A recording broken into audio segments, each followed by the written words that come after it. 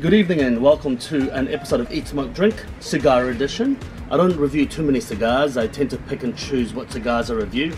This particular one is the Behike 52.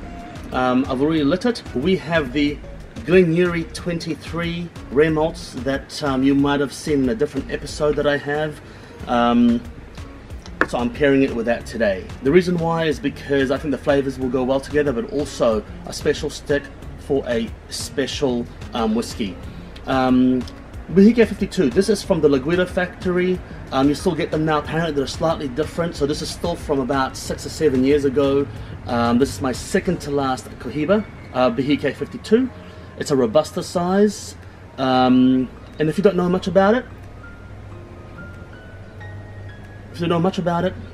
this has what they call the medio tiempo tobacco in it, and the bigger they are, the more they have in it. So the 56 will have several leaves, as opposed to this one will have a couple of leaves.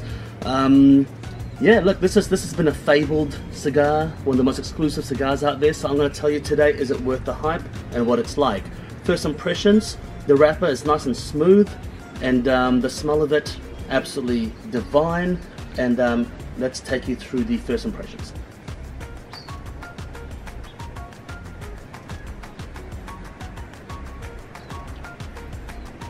A nice smoke output, and first impressions, look, to be honest, it's quite nutty, hay, a bit of dry leather, nothing too audacious, nothing too extreme.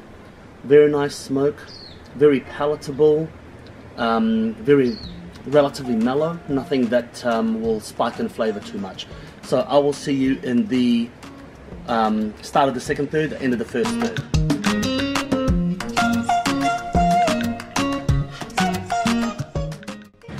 So we're now finishing the first third, we're just entering the second third, and the weather is a bit unforgiving today, but I can see some bluish clouds up there, so I think it'll be alright. Optimism when you've got a Cohiba. So look, what I love about the Cohiba Behike is that the flavor is quintessential tobacco. It is well fermented, well aged, for a Cuban that is as well, because Cubans don't age it as long as non-Cubans, but it is very integrated in flavor. You don't get some, strange different flavors in there. It is very quintessential, good smoking, mellow smoking cigars, and that's what a Cohiba Behike is. Nutty, little almonds, leather, hay, creamy, some sweetness, just a little bit of bitterness, and I can taste that little bit of sourness from the ferment as well. Now, I've had these sticks for a good 4 to 5 years at least, so obviously it's aged well in my humidor, but I can tell you that they're pretty consistent from the get-go, pretty good. And so yeah, see you in the end of the second third, and I'll tell you all about it.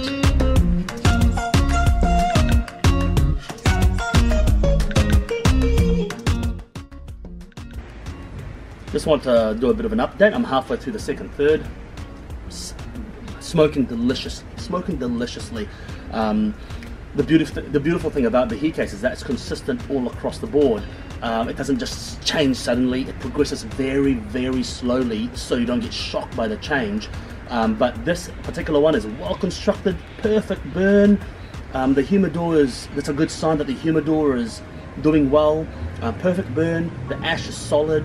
And it's smoking perfectly. I'll see you in the end of second third, and I'll give you an update on the flavors.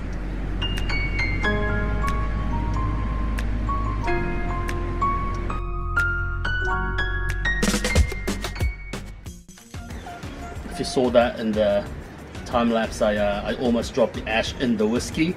Whoops! I was about to go like this and shake it off, and then the bloody wind gust went woo. Anyway, it's all fate.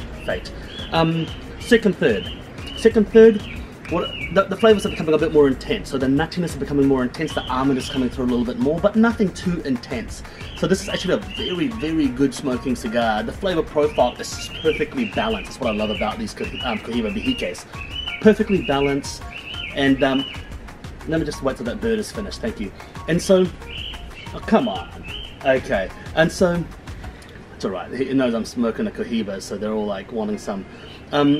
So the flavor profile is excellent, nutty, creamy, quintessential tobacco, well fermented, and you can taste that. I mean, this is definitely the flagship of Cohiba. Whether or not it's overpriced, that's up to you to decide. I love it. I totally love this Cohiba Behike. In fact, the 56 is probably my favorite, but hey, I don't have one, so let's just stick to the 52. I will see in the last third and tell you how the flavor is, but it is dominant. Flavor is nutty, creamy, a slight sweetness, a bittersweet cocoa, chocolate, a little bit of espresso developing now, so I will take you through the last portion of that soon.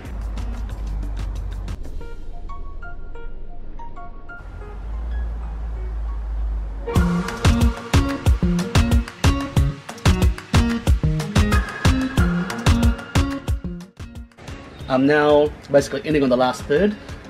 I'm actually going to nub this a little bit more than usual because, one, I love the Behikes and they can be nubbed. They consistently provide a solid experience without, you know, basically screwing with your palate and fucking with your palate. So I'm going to nub this a little bit more after this, but the flavors have become more intense. It's become more espresso, more coffee. The chocolate has gone, the creaminess is still there, but it's become an intense coffee flavor. Not super bitter, not burny, but just a coffee flavor. The nuttiness is still there. Almond has become more prominent than the cashew nuts that I was getting before. They're still very leathery. The smoke output is absolutely phenomenal, and the burn has been perfect on this one. So lucky, because Cubans I find to be I'd probably say 10%, maybe even more, but 10% of their cigars are badly constructed sometimes, and you know, they're plugged or they burn uneven, no matter how you treat them in your humidor. And this one has been gifted to us perfectly with this awesome whiskey. So I'm going to smoke this a little bit more, but I'm going to call it now. Is it a buy? Yes. Buy it for a special occasion. This is my birthday cigar. So, you know, buy a box of 10 of Behikes, save it for your birthdays for the next 10 years. That's what I think.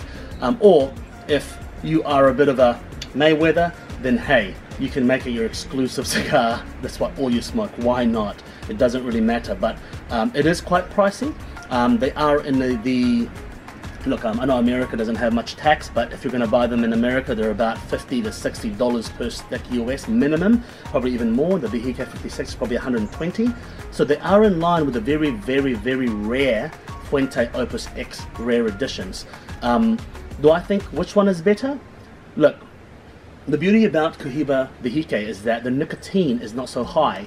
When you start getting to the Fuente Opus X's, the nicotine can be a bit robust, and they usually make them in bigger gauges or longer sticks because Americans love that. They love the robust flavors, bigger, better, bolder, you know what I mean? But this one, I definitely think it's a buy.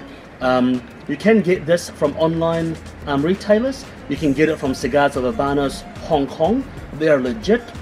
They've been selling cigars for 40 years, and they will ship it to you and unband them. So they can actually take the bands off, send you the band separately, and then send you the cigars with no labels, with no box, so you can get them. And as far as I'm concerned, people have trusted them that they will do it. So hey, you know, it's hard to fake you know, an awesome pigtail and the band as well. So if they send you the band, they must be getting it from somewhere, right? But look, up to you. Or I think right now people are shipping Cuban cigars to America, not really getting flagged because it's personal gifts and stuff. So I don't think it matters anymore. It's been relaxed. I think it's a go. Worth buying, worth smoking, but do keep it for a special occasion. Until next time, make sure you eat, you smoke, and you drink. Cheers.